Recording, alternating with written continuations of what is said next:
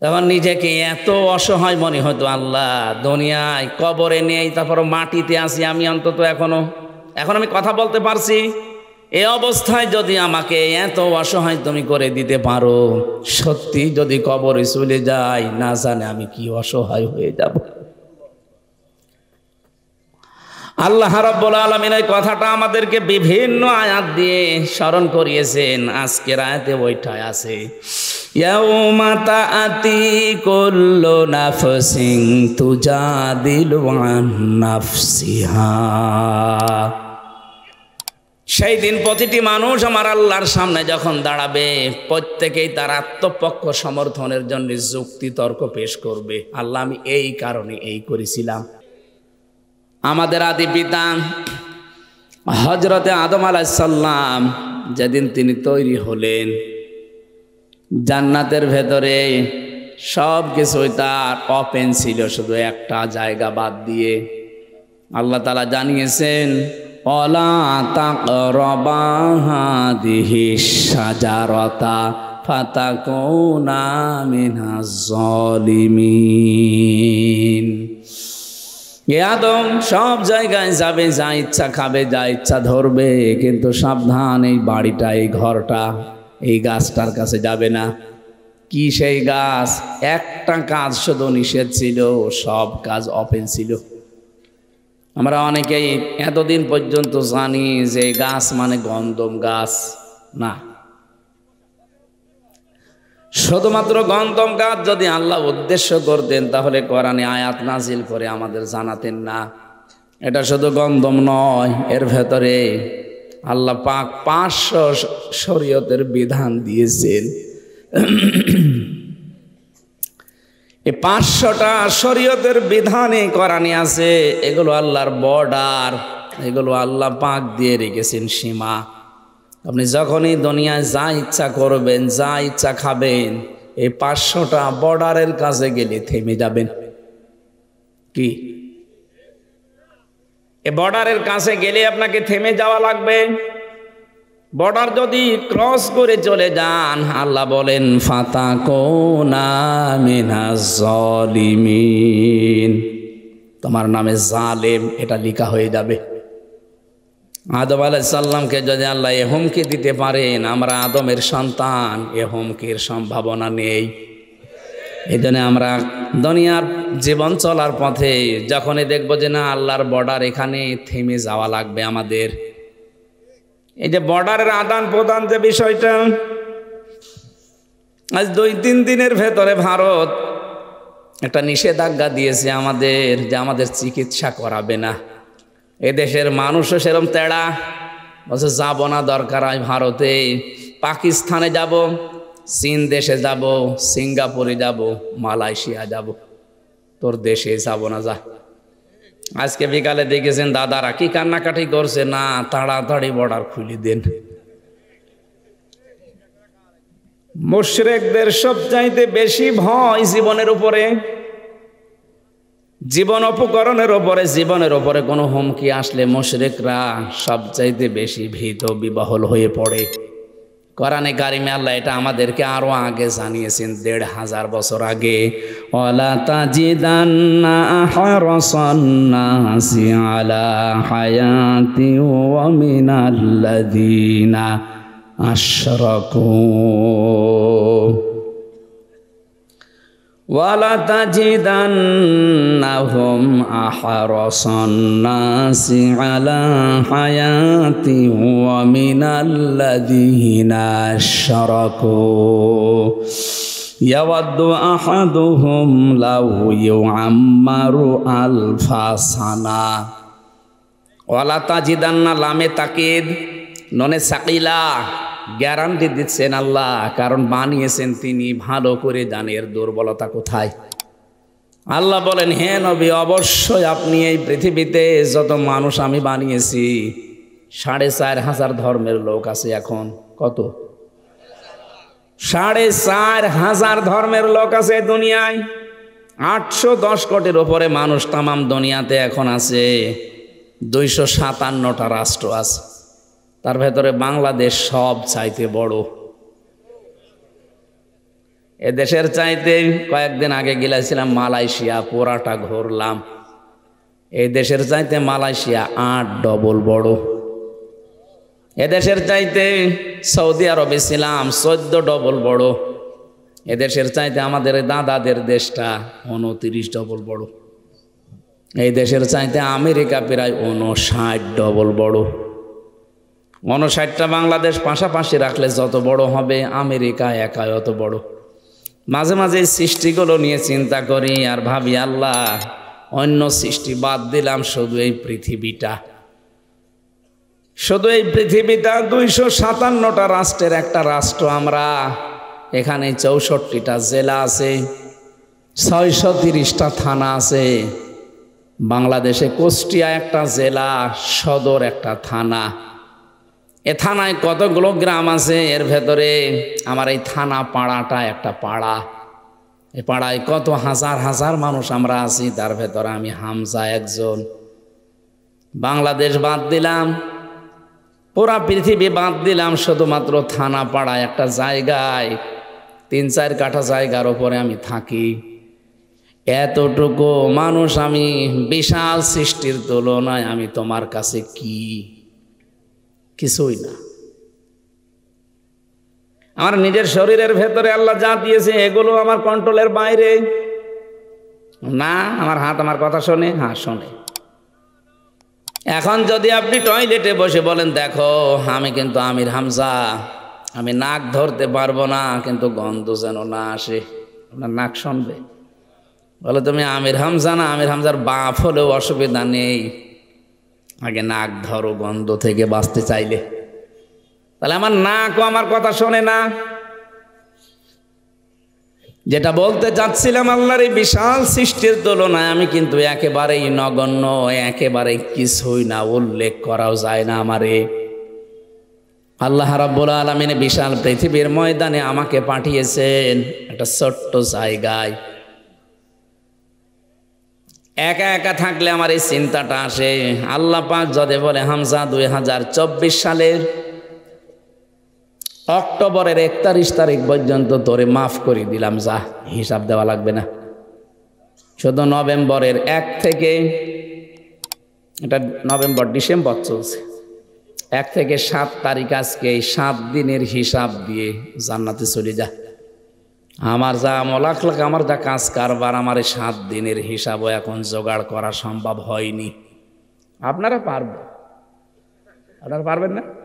না, আপনারা জলিলের এলাকার লোক, পারবেন না? মানে আর পারবেন। এই জন্য চিন্তা হয়, আল্লাহ আমাদের আদি পিতা উনি সালেম হওয়ার ঘোষণা পেয়েছে, এই গাছটার কাছে গেলে খালি একটা বর্ডার দিয়েছিলে, বিশাল জান্নাত, মাত্র একটা বর্ডার ছিল। আর এই ছোট্ট দুনিয়া, এখানে বর্ডার আমার 500। কত? 500 বর্ডার যদি আমি একটাও ক্রস করি, আমি জালেম হয়ে যাব। আমি আবার জালেম হয়ে গেলাম না তো, কারণ জালেম যারা, ওরা কিন্তু আল্লাহর মামলার আসামি। শব্দটা শুনতে যত ছোট মনে হচ্ছে, এত ছোট শব্দ না। জালেম এই শব্দটা শুনলে শরীরে কম্পন এসে যাওয়ার কথা, কারণ আমরা কম বেশি অনেকেই জুলুমের সাথে জড়িত হয়ে গেছি। হয় মনের ওপরে জুলুম হচ্ছে, নাই সন্তানের উপরে, নাই স্ত্রীর উপরে, নাই স্বামীর উপরে, নাই জনগণের উপরে, নাই আল্লাহর উপরে। জুলুম আমাদের যে কোনো সাইডে আছে, আর জুলুম করলে সে লোকটা টার্গেট কার? আরো জোরে বলেন, ইন্নামাস সাবিলু আলাল্লাযীনা ইয়াযলিমুনান নাস। সূরা শুরার 42 নম্বর আয়াতের প্রথম অংশে আছে, আল্লাহ বলেন, আমি নিজে জালেমদের বিরুদ্ধে মামলা দেব। ও নওগাঁর মানুষেরা, নিজের দিকে এবার তাকিয়ে ভাবেন তো, আমরা আবার মামলার আসামি হয়ে যাইনি তো? মামলার বাদী যত বড় হয়, কেস তত কঠিন হয়। আপনারা শুনছিলেন, আমি 3টা বছর জেলে ছিলাম। আমার মামলার বাদী যদি কোনো সলিমদ্দি হতো, 3 বছর না 3 দিনে আমি বের হয়ে চলে আসতাম। কারণ টাকা লাগতো, হয়তো তার কয় টাকা লাগতো। আমি যে আকিস গ্রুপে চাকরি করতাম, ওদের খতিব ছিলাম মেন মসজিদের, যত যা লাগে ওরা দিতে রাজি হয়েছিল। কিন্তু এমন জন মামলা দিয়েছে যে টাকা খায় না, একেবারে খোঁজ যে পালিয়েছে উনি। মাওলানা মামুনুল হক আর কয়েকজন মিলে যাদের টার্গেট ছিলাম, তার ভেতরে আমি একজন। মামলা যেহেতু বাদী বড়, এই জন্য মামলাও কঠিন হয়ে গেছে। এই মামলাটা সিএমএম কোর্ট, জজ কোর্ট, হাইকোর্ট মিলে প্রায় 30 বারের উপরে তুলেছিলাম 3 বছরে। না, জামিন হয়নি। যেহেতু মামলার বাদী বড়, সর্বোচ্চ জায়গায় উনি আছে, এই জন্য জামিন আমি পাইনি। বলেন তো বাস্তবতা, এবার আল্লাহ নিজে বিচারপতি, নিজে মামলার বাদী, যদি সত্যি কেউ আসামি হয়ে যায়, ও আর ছাড় পাওয়ার, জামিন পাওয়ার, মুক্তি পাওয়ার কোনো সম্ভাবনা আছে? এই জন্য তো ভয় লাগে। আমি যা করছি আসলে আমি আমার মামলার আসামি হলাম আল্লাহর, না তো পুলিশের কাছে বাধা দিলে পুলিশ বাদী কেস হয়। মানুষ হয়ে মানুষের ওপরে যারা জুলুম করেছেন তারা আল্লাহবাদী কেসের আসামি। 15.5 বছরে যা করলেন, আপনি নিজের বিবেকের কাছে বলেন, মানুষ হয়ে আপনি কত মানুষের ওপরে জুলুম করেছেন। মিথ্যা মামলা দিয়ে, মিথ্যা সাক্ষী দিয়ে জীবনটা তার নষ্ট করে দিয়েছেন। এখন অনেকের হয়তো বিবেক ফিরে এসেছে, এতদিন বিবেকটা কাজে লাগতো না। এই মানুষগুলোই দেখতে পাচ্ছি এখন এসে তওবা করার জন্য আস্তাগফিরুল্লাহ পড়ছেন। না, আপনার জন্য আস্তাগফিরুল্লাহ না। জেলখানায় এক ওসি আমার সাথে ছিল, আমারে বলছে, হুজুর দেখেন তো আমার একটা তাওবা করেছিলাম, হয়েছে কিনা বলেন। যে এই যে নির্বাচন গেল, এইটা আমি বাইরে ছিলাম, রাত 12টার পর থেকে আমি ভোট কাটা আরম্ভ করেছিলাম, ফজর পর্যন্ত পুরা ভোট আমার লোকজন দিয়ে আমি কাটলাম। বাক্স ভর্তি করে যার যার জায়গায় পৌঁছিয়ে দিলাম। ফজরের আজান দিলে তাড়াতাড়ি গোসল করে ওযু করলাম, নামাজ 2 রাকাত পড়ার পরে এবার বললাম আস্তাগফিরুল্লাহ। হুজুর আমার এই তাওবা হয়েছে না। আমি তখন ফাঁসির কন্ডেম সেলের ভেতরে, ও দেখা করতে গেছে, শুনেছে আমির হামজা এসেছে, যে বলছে আমার যে তাওবা, এ তাওবা কত দূর গেল। না, কোনো জায়গায় যায়নি, এ তাওবা তো হয়নি। কারণ আপনি তো আল্লাহর কাছে দোষ করেননি, আপনি দোষ করেছেন হামজার কাছে। কথা বলছেন এখানে। আপনি যদি আল্লাহর কাছে দোষ করে দেন তাহলে তো আস্তাগফিরুল্লাহ পড়তেন। আপনি দোষ করলেন হামজার কাছে। একটা এমপি বানাতে 3.5 থেকে 4 লাখ হামজা লাগে। কথা বলেন না? আপনি আমাদের রায় বাদ দিয়ে নিজের মন মতো করে জালেমকে টিকিয়ে রাখতে গিয়ে এই কাজ করলেন, আর এখন বলছেন আস্তাগফিরুল্লাহ। আপনি কি ইয়ারকি মারেন? অপরাধ করেছেন যার কাছে, স্বীকার করেন তার কাছে। আপনাকে মাপ পাওয়ার একটাই শুধু বুদ্ধি এখন আছে, আপনি 3.5 থেকে 4 লাখ হামজার কাছে যে ভুল স্বীকার করবেন যে আমার ভুল হয়ে গেছে। কথা বলেন না কেন? আমরা যদি মন থেকে বলি ঠিক আছে ভুল হয়েছে হয়েছে মাফ করে দিলাম, তারপরে আপনি মাপ পাবেন। কিন্তু ভয়ঙ্কর বিষয় হচ্ছে এই কয় বছরে অনেক হামজা কবরে চলে গেছে। আপনি তাদের কাছে মাপ চাবেন কি করে? এইটাই তো খারাপ কথা। আপনি তাদেরকেও পাবেন না দুনিয়ায়, আর ফিরেও তারা আসবে না, মাফও চাইতে পারলেন না। এজন্য কারো কাছে যদি অন্যায় কেউ কিছু করে থাকেন, বেশি দেরি না করে তাড়াতাড়ি ক্ষমাটা চেয়ে নেবেন, কারণ হতে পারে দুনিয়ায় আর কোনোদিন সার সাথে আপনার দেখা হবে না। শুধু এক ওসি না, 15.5 বছরে যারা জুলুমের সাথে স্বীকার করেছেন যে হ্যাঁ আমরা করেছি, এখন আপনার বাঁচার উপায় একটা মাত্র রাস্তা আছে। যার যার ক্ষতি করেছেন, কাউকে মিথ্যা মামলা দিয়ে, মিথ্যা সাক্ষী দিয়ে, চাঁদাবাজি করে, কথা বলছেন এখন, কাউকে খুন করে, গুম করে, আয়না ঘর বানিয়ে, যার সাথে যা করেছেন আপনি তার কাছে গিয়ে আপনি বলবেন যে ভাই আমি এই করেছিলাম, আমার ভুল হয়ে গেছে। দ্বিতীয় নম্বরে আপনার যে ক্ষতি হয়েছে 15.5 বছরে, এই ক্ষতিপূরণ আমি দিতে চাই। কেউ যদি বলে আমার 10 লাখ টাকা ক্ষতি হয়ে গেছে, যে আমার বিনা কারণে ধরে আপনি প্রায় 32 লাখের মতো টাকা আমার বাবার কাছ থেকে নিয়েছেন, ওই মামলার আয়ু এখন মাঝে মাঝে বলে হুজুর মাফ করে দিয়ে, আপনি মাফ করতে পারি, টাকা ফেরত দিন। হ্যাঁ মাফ করে দেবো, টাকা ফেরত দেন তারপরে মাফ। আপনি টাকা দেবেন না, বলবেন হুজুর মাফ করে দিন। টাকাগুলোকে আমার গাছের পাতা ছিল আমার বাবার। শুধু আমি একা নাই ভিকটিম, যত ভিকটিম এই বাংলাদেশে আছে তাদের কাছে গিয়ে বলবেন যে আমি এই ক্ষতি করেছিলাম, আপনাকে মিথ্যা একটা মামলা দিয়েছিলাম, মিথ্যা সাক্ষী দিয়ে আপনাকে আমি 2 বছর জেল খাটিয়েছি, 5 বছর জেলে রেখেছি, রাগ কন্ট্রোল করতে না পেরে কোনো স্বার্থের কারণে, এখন আপনি আমারে মাফ করে দেন। উনি যদি বলে মাফ করতে পারি, আপনার কারণে 2 বছর 5 বছর জেল খেটে আমার 20 লাখ টাকা লস হয়েছে, ওই টাকাটা দেন, আপনাকে ওই ক্ষতিপূরণ দেওয়া লাগবে। এরপরে বলবেন আস্তাগফিরুল্লাহ। তাছাড়া আপনার ওই আস্তাগফিরুল্লাহ ওই ওসির মতো কত দূর উঠলো দেখেন তো, উঠবে না, মাথার উপরেও যাবে না। কত হাজি হজ করে আসে, আলহাজ লেখে নামের আগে, ওই মানুষগুলোর হজ বাংলাদেশে আসার কথা দূরের কথা, জেদ্দার বিমানবন্দরেও আসে না। জেদ্দার বিমানবন্দরে আসবেন, বিমানে উঠবেন, আবার এসে শাহজালালে নামবেন, তারপর তো হাজি না, ও বিমানবন্দরে রেখে চলে এসে। কারণ যাওয়ার সময় যে টিকিট কেটে গিয়েছিল ওইটা হারাম টাকার টিকিট, ছেলের নামে সব লিখে দিয়ে মেয়ের নামগুলো ফাঁকি দিয়ে বলছে মা তোর জন্য দোয়া করে দিলাম। এটা একটা নির্ভেজাল শয়তান। যারা মানুষের জমি ফাঁকি দেন, শরিক ফাঁকি দেন, আপনার 2টা ক্ষতি হবে। 1 নম্বরে ওই শরিক ফাঁকি দেওয়ার সম্পদ আপনি কোনোদিন ভোগ করতে পারবেন না। 2 নম্বরে মরণের সময় আপনি যতই বুজুর্গ দাবি করেন ঈমান নসিব হবে না, বেঈমান হয়ে মরবেন।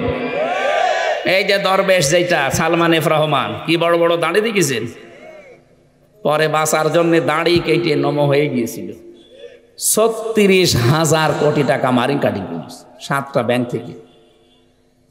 এই লোকটার মাথা থেকে পা পর্যন্ত মাঝে মাঝে তাকালে দেখতাম আল্লাহ মানুষ এত সুন্দর হয়, অত চরিত্র যে এত খারাপ, অন্যের এক বউ নিয়ে আল্লাহর রাস্তায় কাজ করছে। আপনি দেখেননি এক ব্যবসায়ী বউ নিয়েছে, কত নিচে নামতে পারে মানুষ। দাড়ি কেটেছে রসুলের, মানুষ জিজ্ঞাসা করছে আপনি এই কাজ করলেন, দাড়ির ওপরে পোস্ট দিলেন আপনি, মানুষ ফতোয়া দিয়েছে বেশি ফতোয়া দেবেন না আমার কাছে, দাড়ি রাখা সুন্নাত আর জান বাঁচানো ফরজ। আমি সুন্নত কেটে জান বাঁচানো ফরজ আদায় করেছি, বাঁচার জন্য নৌকা ধরেছিলাম, কিন্তু নৌকা আমারে ডুবিয়ে দিয়েছে।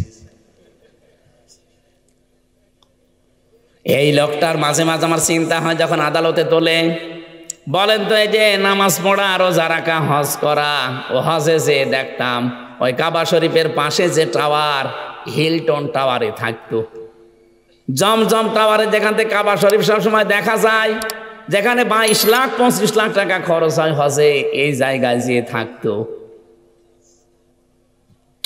কি বিশ্বাস নিয়ে কি করেছে আমি জানি না, অথচ এই লোকটা সারাটা জীবন যা করেছে দেখেন, একটা সম্পদ এখন আর ভোগ করতে পারছে না, এখন এই মাটির ফ্লোরে থাকা লাগছে। 2 নম্বরে এই ধরনের মানুষ যেহেতু 32-36 হাজার কোটি টাকা মারিং কাটিং করেছে, এক জীবনে আপনি গুনিয়েও শেষ করতে পারবেন না। তার মানে এই অবৈধ টাকাও জীবনে ভোগ করতে পারলো না, এক ক্ষতি। 2 নম্বরে ও মারা যাওয়ার সময় ও ঈমান পাবে না, ও যতই নামাজ পড়ুক, রোজা রাখুক আর হজ করুক, ও বেঈমান হয়ে মরবে। আমরা যেন এরকম কিছু না হই। এতটুকু যদি শেষ হয়ে যেত হাদিসের ভাষ্য, আমি সত্যি এটা বলতাম না। দুনিয়ার ময়দানে যারা অবৈধভাবে ইনকাম করবে, এরা মারা যাওয়ার পরে এদের এই অবৈধ সম্পদগুলো এদের ছেলে, এদের মেয়ে, এদের অধীনস্থ যারা আছে তারা খরচ করবে। ভালো রাস্তায় আল্লাহ খরচ করতে দেবে না, এগুলো আরো অবৈধ কাজে ব্যয় করাবে। তখন ফ্ল্যাক্সি লোড হয়ে বিকাশ হয়ে আপনার কবরে যাবে। এখন যদি বলেন আমার বিকাশও নেই, নগদও নেই, ফ্ল্যাক্সি আমি জানি না, এমনি খুলে যাবে নগদ। আপনি যান কবরে দেখবেন এমনি বিকাশ খুলে গেছে, শুধু যাবেন আর ফ্ল্যাক্সি হতেই থাকবে। এখানে জমি জায়গা যারা ফাঁকি দেওয়ার এই ধান্দায় আছেন, যারা করছেন, এক্ষুনি আপনি পাল্টান। কার জন্য কি করছেন আপনি বলেন তো? আপনার সন্তানটাকে আপনার স্ত্রীকে খুশি রাখার জন্য সুখে রাখার জন্য তো করেন নাকি?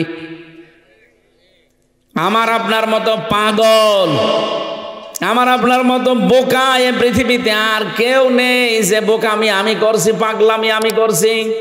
কোরআনে কারিমে এই কথাটা আমাদেরকে আল্লাহ বারবার শিক্ষা নেওয়ার জন্য জানিয়েছেন।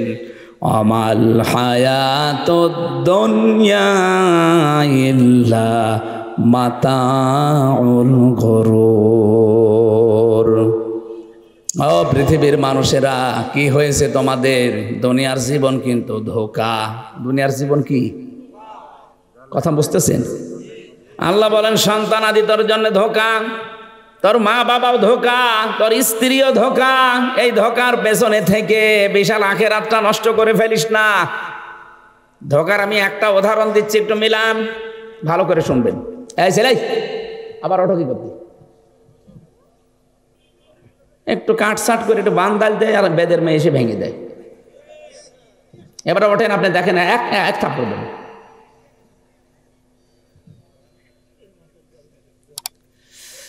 আমার ভাইরা, এখানে একজন উঠে বসেন, মুরব্বী, ওঠেন ওঠেন ওঠেন, নিস্তব্ধ হয়ে থাকবে। সাহাবা একরাম যেভাবে কোরআন শুনতেন মনে হচ্ছে যে পাখি এসে গাছ মনে করে বসে পড়ত। এরকম করে থাকবেন যেন মনে হয় যে হ্যাঁ এখানে আর কেউ নেই, কবরস্থান হয়ে গেছে।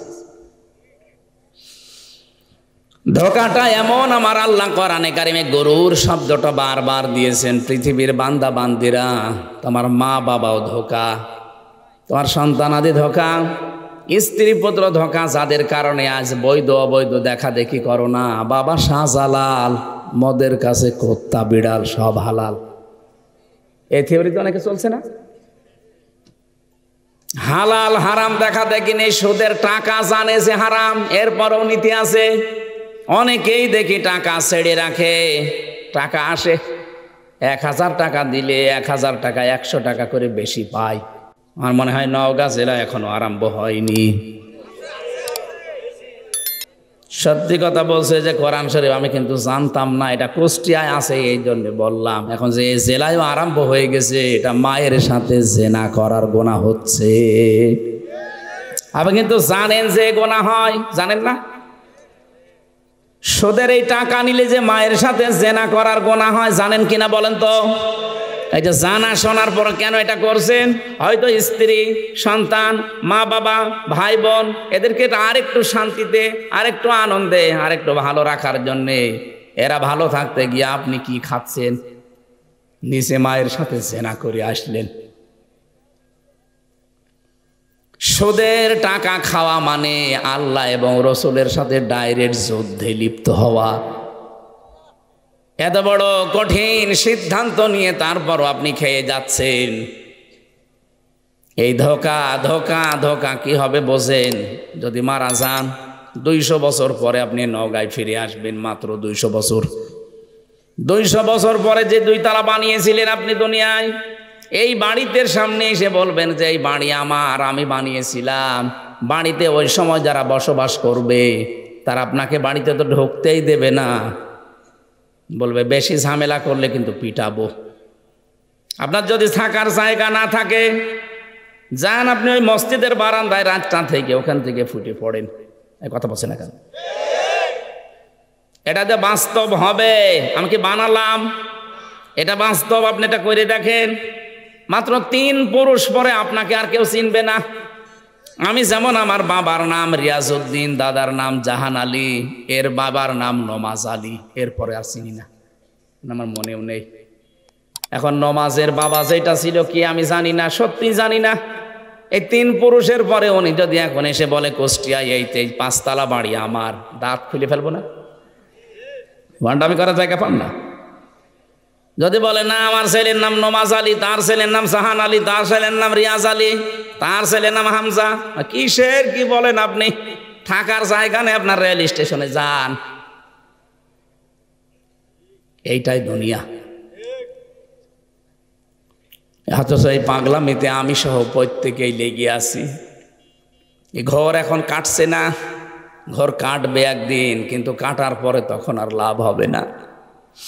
আল্লাহ তাকাসুরু হাত্তা যুরতুমুল মাকাবির। বেশি বেশি পাওয়ার জন্য মানুষ মহা অন্ধ হয়ে গেছে। এ ঘর কাটবে না ততদিন পর্যন্ত যতদিনও কবরের কাছে না যায়। এই আয়াতটা কোরআনে কারিমের, এই আয়াতটা আলহাকুমুত তাকাসুর, এটা বেশি বেশি আমি বুঝে ফেলেছি এই 3 বছর জেলে থাকা অবস্থায়। মাত্র 3টা বছর কবরের মতো ওই সেলের ভেতরে ছিলাম। বুঝেছি যে জীবন কত অসহায়, আমি মানুষের কাছে কত অসহায়। যেহেতু যোগাযোগ বিচ্ছিন্ন ছিলাম, এই জন্য আরো বেশি টের পেয়েছি। আরে ভাই, জেলে থাকা না, আমি ছিলাম ফাঁসির কন্ডেম সেলে, তারপরও যোগাযোগ বিচ্ছিন্ন। ফাঁসির কন্ডেম সেলে আরো মানুষ ছিল, কিন্তু 7 দিন পরে তারা যোগাযোগ করতে পারতো সরকারের ফোন দিয়ে। আর আমার আর মামুনুল হককে একেবারে 3 বছর যোগাযোগ বিচ্ছিন্ন। কেউ আমাদের সাথে দেখাও করতে পারবে না, আমরাও কারোর সাথে কথা বলতে পারবো না। এটা কবরের মতো জায়গায়। সত্যি কবে টাকা আসবে বাড়ি থেকে তাও জানি না। এই যে অসহায় আল্লাহ বানিয়ে দিয়েছিল, আমার মনে হয় এই কারণে যে আমি উপলব্ধি যেন করতে পারি দুনিয়ার জীবন কি। সত্যি এই যে কোরআন আমার সামনে হাত দিয়ে বলছে, আমি বুঝে ফেলেছি পৃথিবীর জমিনটা আসলেই ধোঁকা। কি অসহায় হয়েছিলাম ওই আয়না ঘরে, যে 10 দিন মাটির নিচে ছিলাম। মানুষ যে এত অসহায় হতে পারে, কেউ নেই আমার আশপাশে, মনে হচ্ছে আমি আসলেই কবরে আছি। এমনিতেই মাটির নিচে এক অন্ধকার, এরপরে রাতের এক অন্ধকার। যখন ওরা লাইট বন্ধ করে দিত, মনে হচ্ছে সত্যি আমার নিজের শরীরের পশম পর্যন্ত আমি দেখতে পাই না।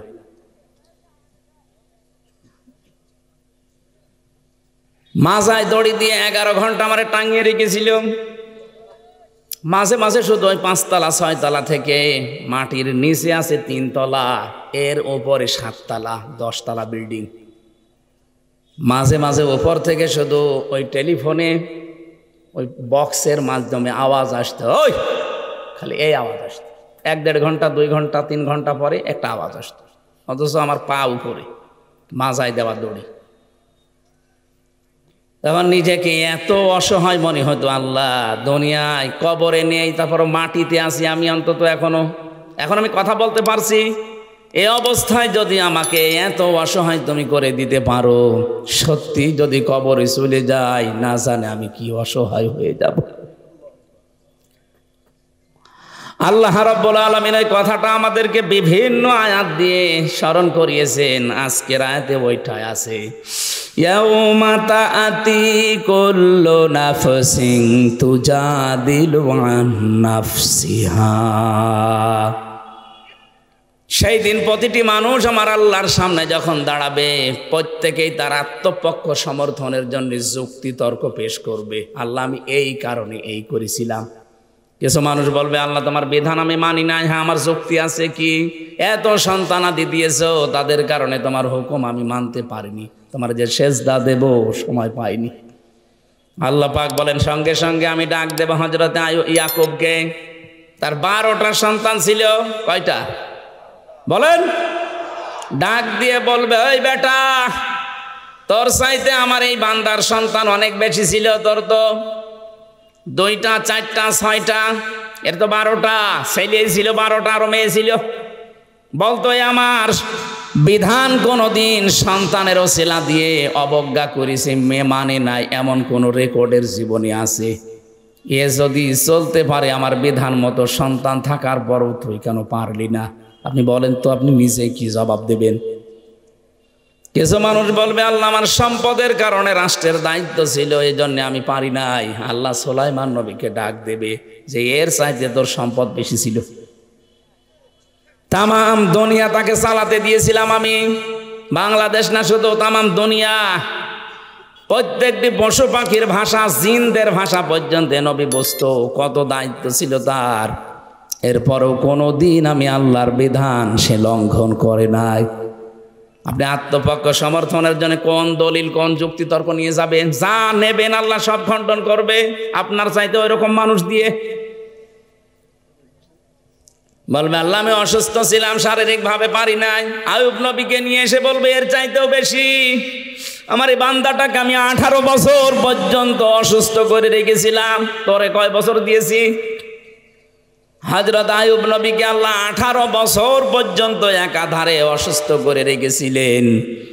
ওয়া আইয়ুবা ইয নাদা রাব্বাহু আন্নী মাসানিয়া গুররু ওয়া আনতা আরহামুর রাহিমিন।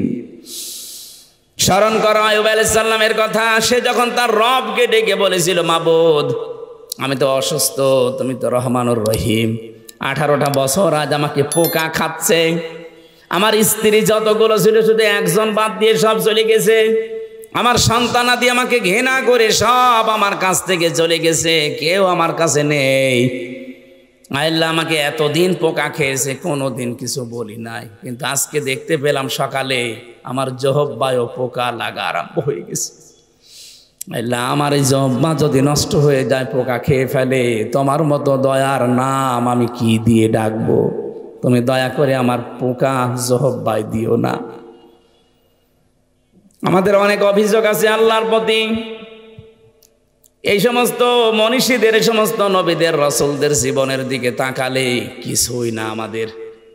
ওনাদের যা আল্লাহ পরীক্ষা দিয়েছিলেন 100 ভাগের 1 ভাগও আপনি পাননি।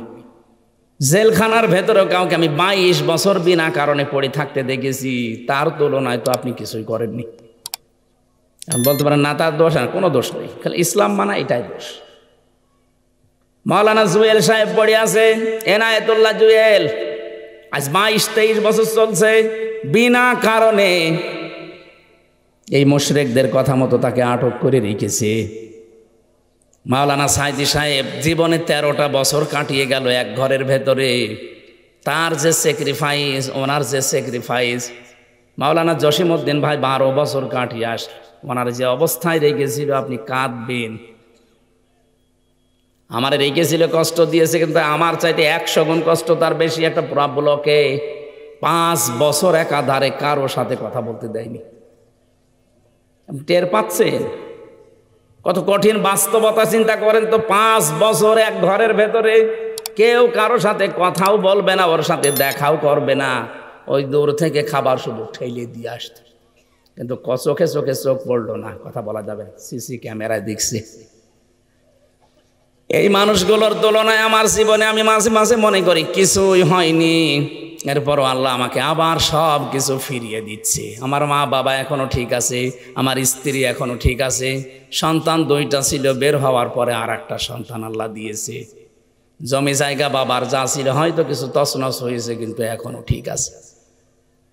এখনো মানুষের ভালোবাসা, মহাব্বত, অর্থ সম্পদ যা আল্লাহ দিচ্ছে। আমার ভয় হয় এখন, আল্লাহ দুনিয়ায় কি সব আমাকে দিয়ে দিচ্ছ, আখেরাতে আমারে আবার জাহান্নামের আসামি করে দিবা না তো? ইবাদত বন্দেগী হয়তো কম বেশি ওখানে আমি করেছিলাম যতটুকু, আটক জীবনে কি করব? তো বাইরে এসে কেন আর পারছি না, সারা দেশে দৌড়ানো লাগছে, ওই সময়টা আর বের করা যাচ্ছে না। ও নওগাঁবাসী, আমি আমার জীবন নিয়ে চিন্তায় আছি। প্রত্যেকে যদি আমরা নিজে যুক্তিতর্ক পেশ করব, কিয়ামতে আল্লাহ সব খণ্ডন করে দেবেন। বলেন তো, এবার আমি অসহায় হয়ে দাঁড়িয়ে আছি আল্লাহর কাছে। পরের শব্দে আল্লাহ এমন শব্দ সেট করেছেন, অতওয়াফা কুল্লু নাফসিম মা আমিলাত, যে যা করেছে আমি আল্লাহ তাকে পরিপূর্ণ করে দিয়ে দেব, তার আমলের কাজ, তার যে কাজ কারবার ছিল, ওর যে পরিণতি, ওর যে পুরস্কার আমি আল্লাহ পরিপূর্ণ করে দেব। আজ আমরা অনেকেই অধিকার সচেতন, কিন্তু নিজের যে হক, আমার প্রতি যে হকগুলো আছে, এই হকগুলোর প্রতি আমি সচেতন না।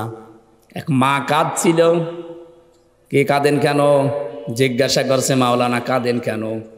বলছে আমার সন্তান আমাকে মেরেছে, এই জন্যে কাঁদছি। ছেলে আপনাকে মেরেছে এই জন্যে? বলে হ্যাঁ এই জন্যে, কিন্তু আমি আমার নিজে এই শরীরে আঘাত লেগেছে, এই কারণে কাঁদি না, আমি কাঁদি আমার ওই সন্তানটার কারণে। কারণ আমি হাদিস কোরআন পড়ে দেখেছি, মা বাবাকে কষ্ট দিলে নাকি আল্লাহর আরশ কেঁপে যায়।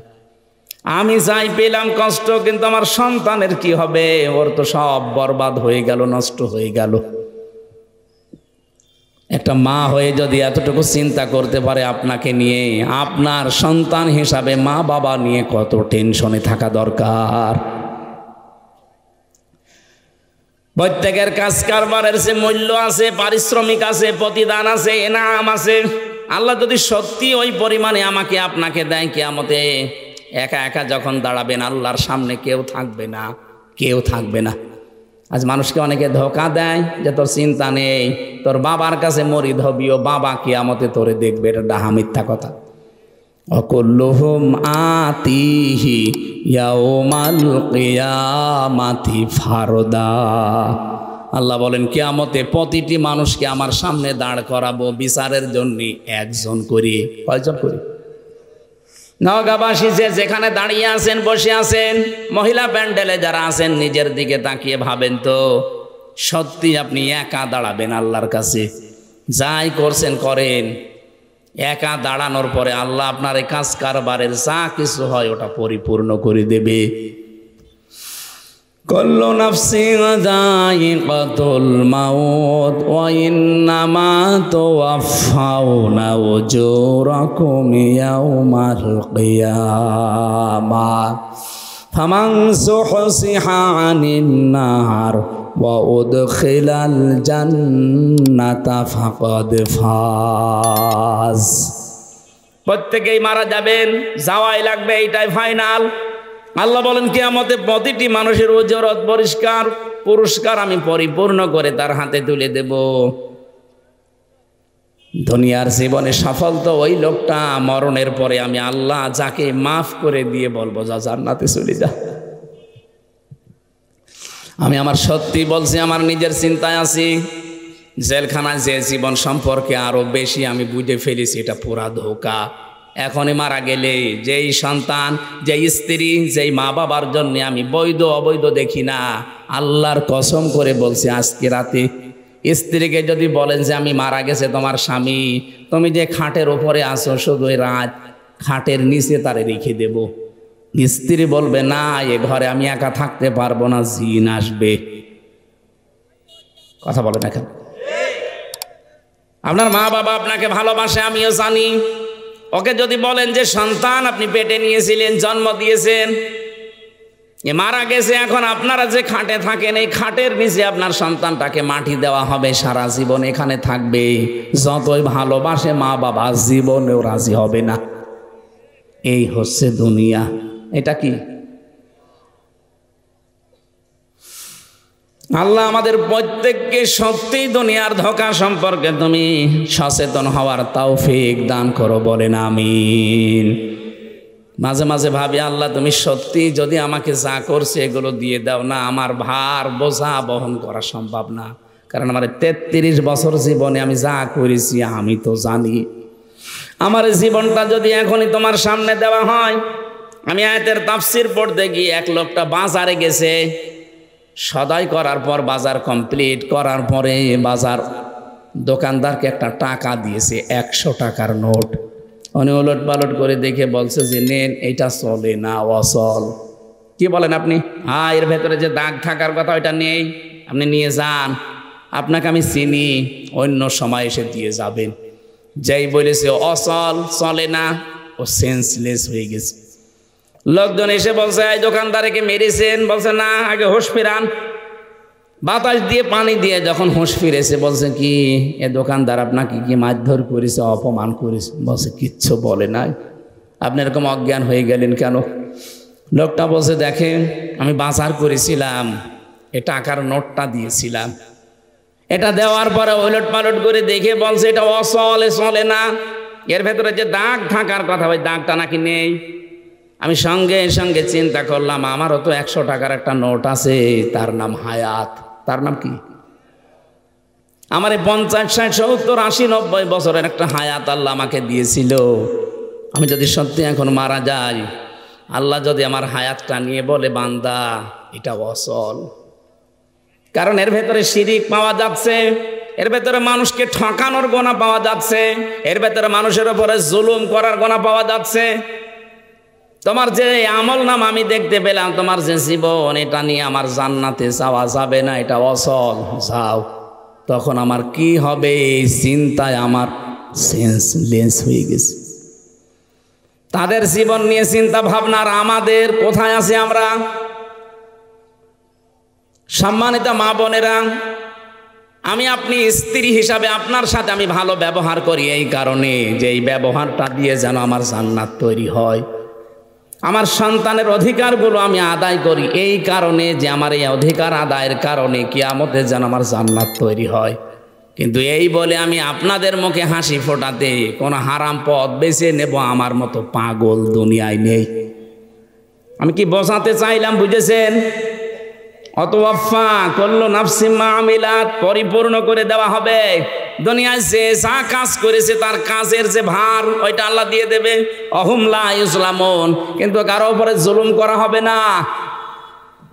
আল্লাহ পাক যে বিচার ব্যবস্থা সাজাবে, আমি আয়াতের তাফসীর বলছি, আল্লাহর বিচার ব্যবস্থায় কোনো জুলুম, কোনো অবিচার নেই। কি আল্লাহর অবিচার আছে?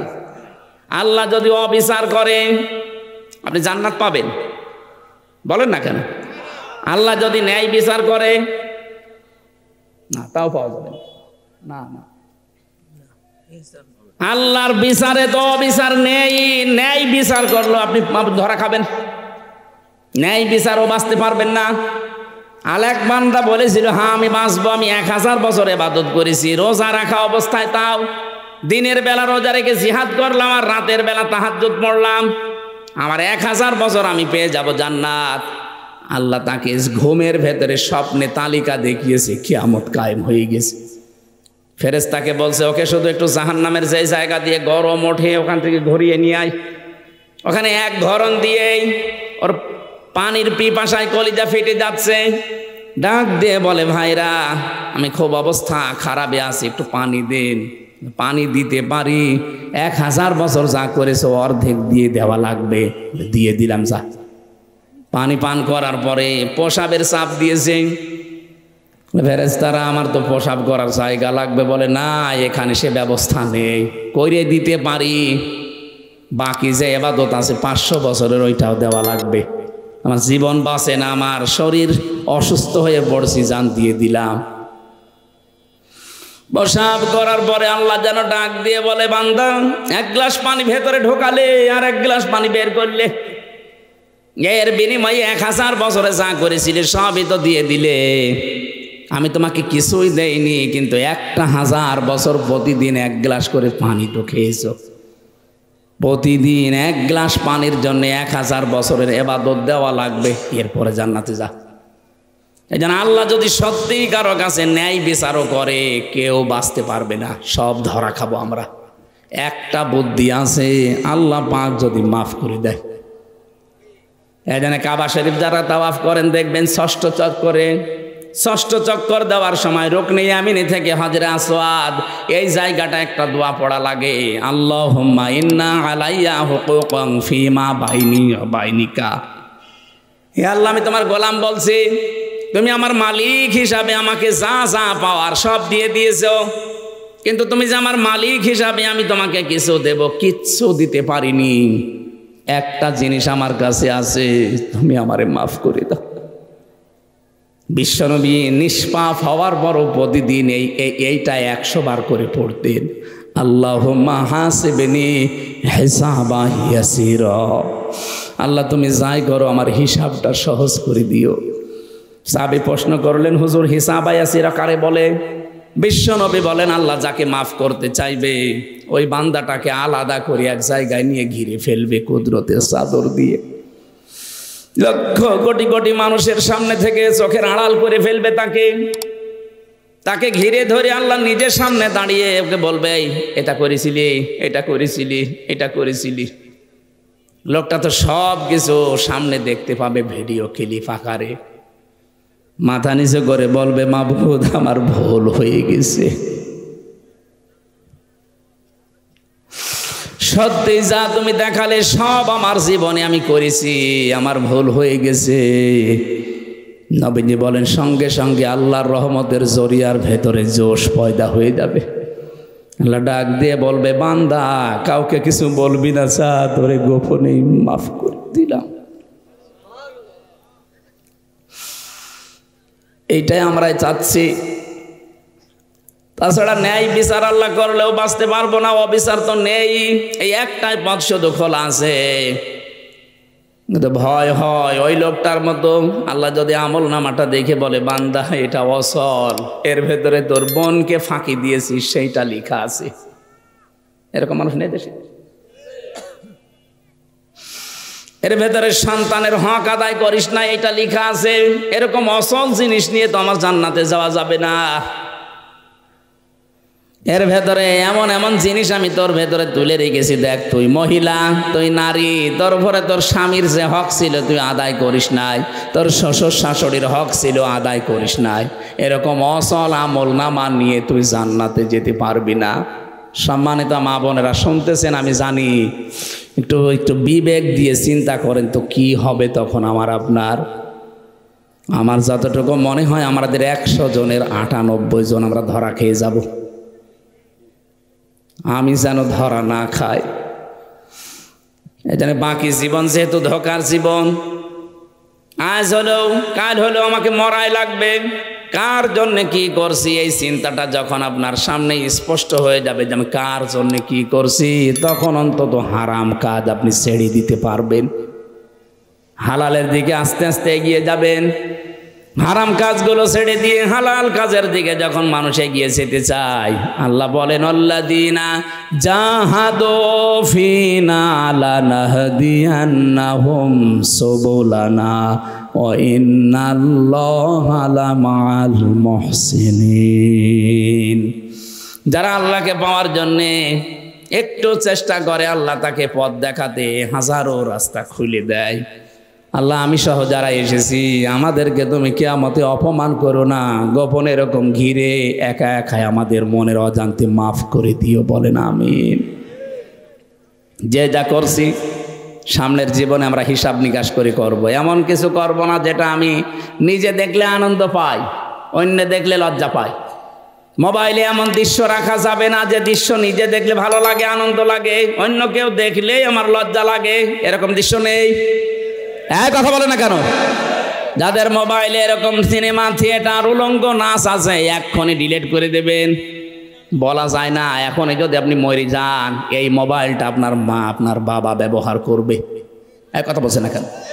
এই যে আমি এই মোবাইলটা এখন রেখে যদি মারা যাই, অবশ্যই এটা আমার ম্যাডামের কাছে, আমার মায়ের কাছে পৌঁছিয়ে দেবে। তারা যদি দেখে যে এর ভেতরে উলঙ্গ নাচ আছে, কি মনে করবে আমার সম্পর্কে বলেন তো? কি ধারণা করবে যে হামজা এরকম ছিল? যেহেতু কোনো গ্যারান্টি আমার হাতে নেই আমি বেঁচে থাকবো, এই মুহূর্তে থেকে যা আছে যেটা নিজে দেখলে আনন্দ পান, অন্য কেউ দেখলে লজ্জা পান, এক্ষুনি ডিলিট করে দেন। শয়তান ধোঁকা দেওয়ার জন্যই বসে আছি আমি জানি, কিন্তু এর ধোঁকাকে মোকাবেলা করার পরে যে ব্যক্তি এগিয়ে যেতে পারবে, আল্লাহ বলেন একটা অনির্বচন সুখ তার মনের ভেতরে আমি আল্লাহ ঢেলে দেব। এই জন্য আমাদের চরিত্রকে সংশোধন করার জন্য সূরা নূর 30 নম্বর আয়াতটা একটা ঔষধ আছে। কোনো বেগানা মহিলা যদি সামনে পড়ে যায়, আমি সহ প্রত্যেকের আমল করা লাগবে। বেগানা পুরুষ যদি সামনে পড়ে যায়, মেয়েদের আমল করা লাগবে। প্রথমে চোখ নিম্নগামী করা লাগবে। শয়তানের তীর প্রথমে যখন মনে চাওয়ার পর রং নিম্নগামী করে ফেলবে, শয়তান আপনার সাথে পেরে উঠবে না, তখন একটা বরদোয়া দিয়ে চলে যাবে। 2 নম্বরে আপনার লজ্জা স্থান যেটা, এটার হেফাজত করা লাগবে। আজ অনেকেই শয়তানের ধোঁকায় পড়ে উল্টাপাল্টা কাজে লজ্জা স্থান ব্যবহার করে নষ্ট করে ফেলছেন। ভারত বহু চেষ্টা চালিয়েছে এই 15.5 বছরে পিন আপ করা পত্রিকা দিয়ে। ভারতের এই আকাশ সংস্কৃতির নামে উলঙ্গ নাচ, সিনেমা, থিয়েটার, নভেল দিয়ে বহু চেষ্টা চালিয়েছে, কিন্তু এখনো ওরা সাকসেস হতে পারেনি। এই জন্যই তো মাথা খারাপ হয়ে গেছে যে এত চেষ্টা করলাম কিছুই করতে পারলাম না। এই দেশের এখনো পর্যন্ত চরিত্রবান যুবক এ দেশে আছে না নেই? চরিত্রবান হওয়ার জন্য গড়ে তুলতে হয় ছোটকাল থেকে, একটা ট্রেনিং লাগে।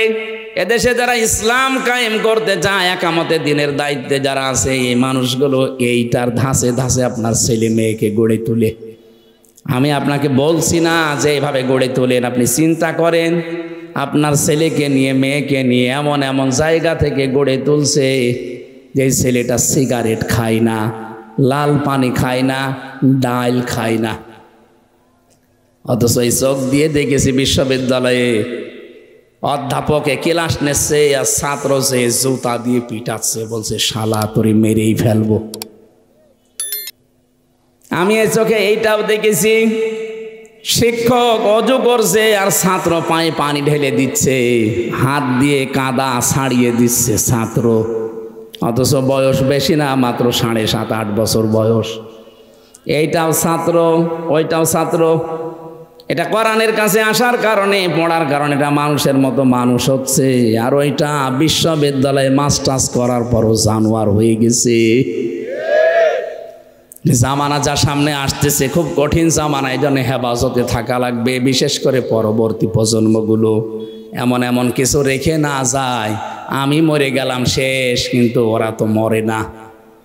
ওর ছেলে ওর মেয়ে, তার ছেলে তার মেয়ে, যতদিন পর্যন্ত দুনিয়ায় অন্যায় রেখে যাবেন আপনি, কবরে যে সাদগায়ে জারিয়ার নাম শুনি, অথচ গোনায়ে জারিয়াও যে আছে অনেকে জানে না। সাদগায়ে জারিয়া যদি থাকে, গোনায়ে জারিয়াও আছে। আল্লাহ আমাদের হেফাজত করুন, বলেন আমিন। 12টা পার হয়ে গেছে ভাই, আজকের মতো আমরা এমনি 3টা-4টা চলছে আজকে, আমার শরীরও ভালো না। আগামী থেকে একটা করে মাহফিল নেবেন, এক এক জেলায় হয়তো 2-3টা করে সাজাবেন। মাহফিল যিনি নেন তাকে বলছি এইভাবে আর নিয়েন না, আমার শরীরে পারছি না। আল্লাহুম্মা আমিন। আল্লাহুম্মা গফিরলি ওয়ারহামনি ওয়াহদিনি ওয়াফিনি ওয়ারযুকনি ইয়া রাব্বাল আলামিন। আল্লাহ তাআলা কোরআনে কারীম থেকে যে আয়াতের উপরে কথা শুনেছি, আয়াতটা আমাদের জীবনে সেট করে দাও। সারাটা জীবন এমন এমন কাজে আমরা আঞ্জাম দেই যেটা তোমাকে দেখানোর মতো না। আজকে দয়া করো আমাদের উপরে, এখন থেকে বাকি জীবনে এমন কাজ যেন আমরা করতে পারি যে জীবনটা তোমার সামনে তুলে ধরা যায়। রব্বুল আলামিন, কোরআনে কারীমের আয়াত থেকে জানলাম প্রতিটি মানুষ তোমার সামনে যুক্তি তর্ক পেশ করবে, কিন্তু কেউ লাভবান হতে পারবে না।